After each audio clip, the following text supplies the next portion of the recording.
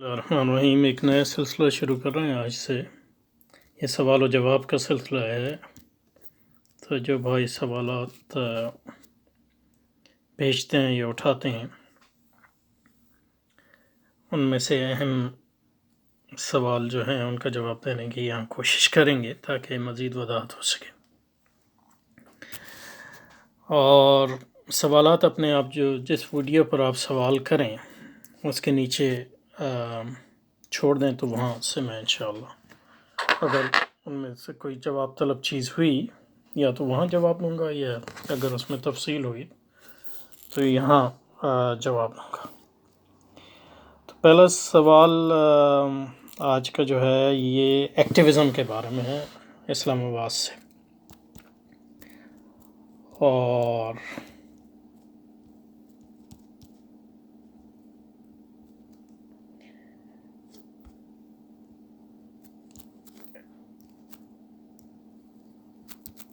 Activism Maulana Maududi کے مسلک اعتدال پر جو امیر جماعت اسلامی ہند کے صاحب کی تحریر پر ہم کچھ غور و فکر کر رہے ہیں، اس کے دوسرے ویڈیو میں ایک بات ایکٹیویزم کے بارے میں بھی آئی، تو اس میں ان بھائی نے پوچھا ہے کہ ایکٹیویزم کی اگر کوئی مزید تشریح کر دیں تو بہتر ہوگا۔ وہ واضح نہیں تھا کہ ایکٹیویزم سے میری وہاں کیا مراد۔ تو پہلی چیز تو اصطلاحات کے بارے میں سمجھنی چاہیے۔ اصطلاحات جو ہیں مختلف لوگ اس کو مختلف معنوں میں استعمال کرتے ہیں۔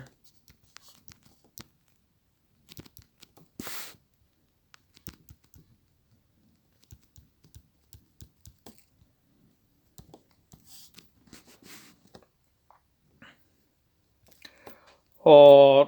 مختلف مقاصد کے لیے بھی استعمال کرتے ہیں، اور اس میں کچھ مقصد جو ہے اچھے ہیں، کچھ مقاصد جو ہیں مطلب یہ اچھے نہیں ہیں۔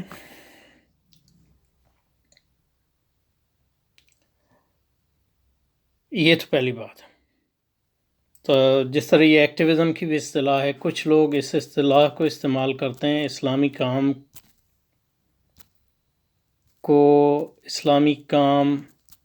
کی تنقید کے لیے، یعنی مطلب خاص طور پہ سیاسی کام کی تنقید کے لیے۔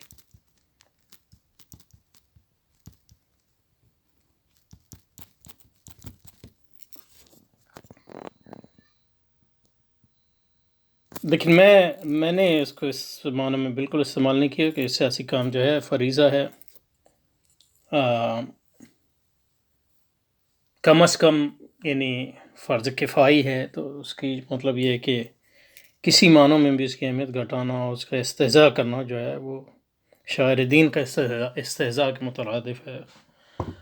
اور میں اللہ تعالیٰ کی پناہ مانگتا ہوں کہ اس کے شاعر کی کسی معنوں میں بھی استہزاء کا مرتکب ہوں۔ تو یہ میرا مقصد بالکل نہیں تھا۔ ایکٹیویزم سے یہ مراد نہیں ہے کہ اسلامی جدوجہد کا مطلب کسی معنوں میں بھی استہزاء کیا جائے۔ یہ کہ مطلب یہ کہ میں نے یہ خوشی صاحب اور خرم مراد صاحب کے حوالے سے یہ بات کہی تھی، تو اور مطلب اس کی بھی وضاحت ضرورت ہے کہ میں ان کے فکر کی چند پہلوؤں کی تنقید کا مقصد یہ نہیں ہے کہ ان کے عظیم کام کی کوئی، اور میرا کام جو ہے ان کے کام کے مقابلے میں اس کی کوئی حیثیت ہی نہیں۔ تو یہ تو پہلی بات ہے۔ تو لوگ جو ہیں ایکٹیویزم کے خلاف جب بات کرتے ہیں تو اس سے ہمیشہ جو ہے نیک ان کی نیت نہیں ہوتی۔ نیت کا مطلب یہ ہے کہ حال تو اللہ کو معلوم ہے، لیکن جو ان کی سیاق و سباق سے ہمیں سمجھ میں آتا ہے، بہت سے لوگ اس کا یعنی کہ اسلامی خاص طور پہ سیاسی کام کا کوئی ایکٹیویزم کا ہے کہ اس کا مذاق یا اس کا استہزاء یا اس کا اہمیت کم کرنے کی کوشش کرتے ہیں ان معنوں میں۔ تو اس سے میرا یہ کوئی ارادہ نہیں تھا۔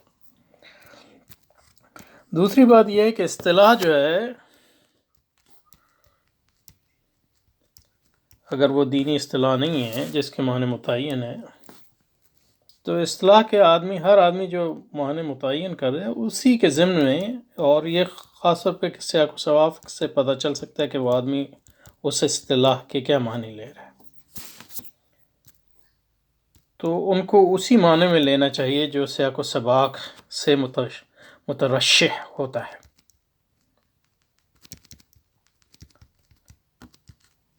کسی عمومی معنی میں اس کو لینے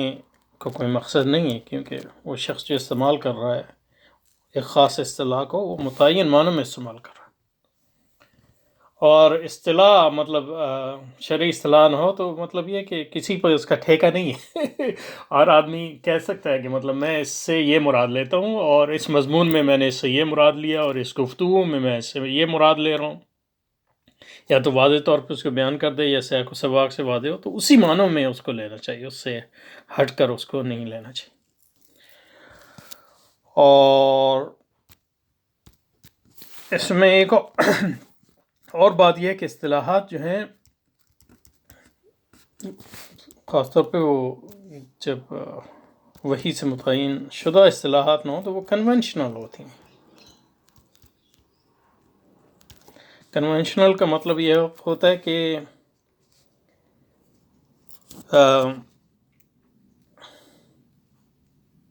ان کے معنی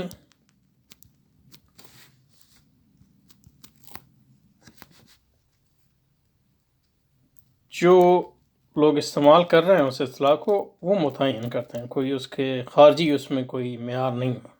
متعین کرنے کا۔ اور اصطلاحات استعمال کرتے ہیں ہم بحث کو آگے بڑھانے کے لیے، لیکن یہ بحث کا فیصلہ اصطلاحات کی بنیاد پہ نہیں کیا جا سکتا، کیونکہ جو لوگوں کے اختلافات ہوتے ہیں وہ اصطلاحات پر نہیں ہوتے عموماً، اگر اصطلاح پہ ہوں گے تو وہ کوئی سبسٹینشل اختلاف نہیں ہوگا۔ اس لیے مسلمان علماء کہتے ہیں کہ لا مشاحۃ فی الاصطلاح،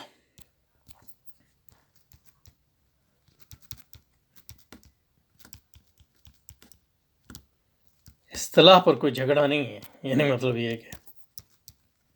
اصطلاح پر جھگڑے کا کوئی مقصد نہیں۔ یہ اسی طرح ہے کہ کوئی مطلب کیا ہے کہ جگ کا مطلب یہ ہے جہاں ہے، اور دوسرا کہ نہیں جگ کا مطلب یہ ہے پانی پینے کا برتن ہے، پانی رکھنے کا برتن ہے، تو اس پہ جھگڑے کا کوئی مقصد نہیں ہے۔ مطلب آپ کو میں بتا دوں کہ یہاں اس مضمون میں جگ سے مراد جگ یعنی جہاں لے رہا ہوں، میں جگ سے مراد وہ پانی والا، اور عموماً جو ہے سیاق و سباق سے جو ہے یہ واضح ہوتا ہے۔ اچھا، اب اس بیک گراؤنڈ کے بعد جو ہے اس تمہیدی گفتگو کے بعد اس پہ بات کرتے ہیں کہ ایکٹیویزم سے میری مراد کیا ہے۔ جس ایکٹیویزم کی میں نے جو ہے رد تو نہیں، مطلب یہ کچھ کی اصلاح کی تجویز پیش کی، اور جس ایکٹیویزم پر میں نے تنقید کی وہ ایکٹیویزم وہ ہے جس کی بنیاد گہرے علم میں نہ ہو، گہرے علم میں نہ ہو۔ تو عمل برائے عمل کی کوئی مقصد نہیں ہے۔ کچھ لوگ جو ہیں عمل برائے عمل کتنے شیدائی ہوتے ہیں، یعنی عمل کی بنیاد جو ہے علم پہ ہو سکتی ہے، اور عمل کی بنیاد جو ہے تکہ بندیوں پہ بھی ہو سکتی ہے۔ تو ایسا عمل جس کی بنیاد صرف تکہ بندی پہ علم پر نہ ہو، اور علم پر بھی ہو لیکن گہرے علم پر نہ ہو، تو اس عمل کی وہ حیثیت نہیں ہے جس عمل کی بنیاد جو ہے گہرے اور صحیح علم پر مبنی ہے۔ اور عمل برائے عمل جو ہے اس کا کوئی مقصد نہیں ہے۔ کچھ لوگ جو ہیں عمل کے اتنے شیدائی ہوتے ہیں کہ مطلب کچھ بھی آپ کریں وہ اس سے بہتر ہے کہ آپ کچھ نہ کریں، تو یہ غلط تصور ہے عمل کا، یعنی نہ کرنا بھی ایک عمل ہے۔ یہ لوگ جو ہے مطلب یہ کہ اس کے یعنی کچھ نہ کرنا بھی ایک عمل ہے، کیونکہ اگر اور یہ حدیث میں بھی آیا ہے، مطلب یہ کہ اور اسی بنیاد پر ہے کہ مطلب یہ ہے کہ انسان جو ہے اگر نیکی کا ارادہ کرے تو اس پر بھی اجر ہے، پھر نیکی کرے تو اس پر الگ اجر ہے، لیکن برائی کا ارادہ کرے لیکن اس کو نہ کرے تو جو ہے اس پر بھی اجر ہے اس لیے کہ نہ کرنا خود جو ہے ایک عمل ہے، کسی چیز سے بات رہنا جو ہے خود، تو عمل برائے عمل کا کوئی مقصد نہیں ہے۔ علم کی بنیاد، عمل کی بنیاد جو ہے علم پہ ہونی چاہیے۔ عمل بحیثیت خود کوئی چیز نہیں ہے، اور اس لیے جب بھی آپ کوئی عمل کریں، اور یہ مطلب یہ ہمارے بالکل واضح ہے کہ ہر عمل جو آپ کرنے جا رہے ہیں اس میں اللہ کا حکم ہے، تو اس سے پہلے کہ آپ وہ عمل کریں اللہ کا حکم اس عمل کے بارے میں معلوم کریں، اور اللہ کا حکم معلوم کیے بغیر اگر آپ میں خود استطاعت ہے تو خود کریں، اور اگر استطاعت نہیں ہے تو فَاسْأَلُوا أَهْلَ الذِّكْرِ إِن كُنتُمْ لَا تَعْلَمُونَ، کہ اہل ذکر سے معلوم کرو، یعنی جو جانتے ہیں ان سے معلوم کرو اگر تمہیں معلوم نہ ہو۔ تو اگر انسان کوئی عمل کرنے جا رہا ہے اور اس میں اللہ کا حکم نہ معلوم کرے تو یہ گناہ، اس پر فرض ہے کہ وہ اللہ کا حکم مانے، اور اگر اس کو معلوم نہیں ہے تو معلوم کرنا فرض ہے اللہ کا حکم، اگر خود معلوم نہیں کر سکتا تو پوچھنا فرض ہے۔ تو عمل کی جو اسلام، اور اس لیے مطلب بدعت کا یہی مطلب ہے کہ آپ عمل کریں ایسا اللہ کی رضا کے لیے جس کے بارے میں آپ کو یہ پتہ نہ ہو کہ اللہ نے آپ کو اس کو اجازت دی ہے کرنے کے لیے، یعنی اللہ کی عبادت کتنی عظیم الشان عمل ہے، اس سے زیادہ تو کوئی عظیم الشان عمل نہیں ہو سکتا، لیکن اللہ کی اجازت کے بغیر اس کی عبادت جو ہے حرام، اور اس کی اجازت کے بغیر کہ کیسے اس کو کیا جائے کرنا حرام، اور اس سے ہٹ کر کرنا جیسے کہ اس نے اجازت دی حرام، اور اس وقت کا کرنا جس وقت اس کو کرنے کی اجازت نہیں دی حرام۔ یعنی نماز سے بڑی کیا عبادت ہے، لیکن یہ کہ طلوع الشمس اور غروب شمس کے وقت وہ حرام ہے، یعنی ہمارے حنفی مذہب میں، اور دوسرے مذاہب میں مکروہ اور دوسری چیزیں تفصیل ہے اس میں۔ لیکن کہنے کا مقصد یہ ہے کہ عمل کی بنیاد اگر علم میں نہ ہو وہ عمل ہبا ہے، یعنی وبال ہے انسان کے لیے، اور اس عمل کا جو ہے انفرادی عمل پہ بھی تعلق ہے، اجتماعی عمل پہ بھی تعلق ہے، سیاسی عمل پہ بھی اس کے، یعنی کوئی ایسا قول بلا علم، یعنی اللہ کی طرف ایسا بات منسوخ کرنا بغیر کسی علم کے، یہ حرام۔ قول بھی عمل ہے،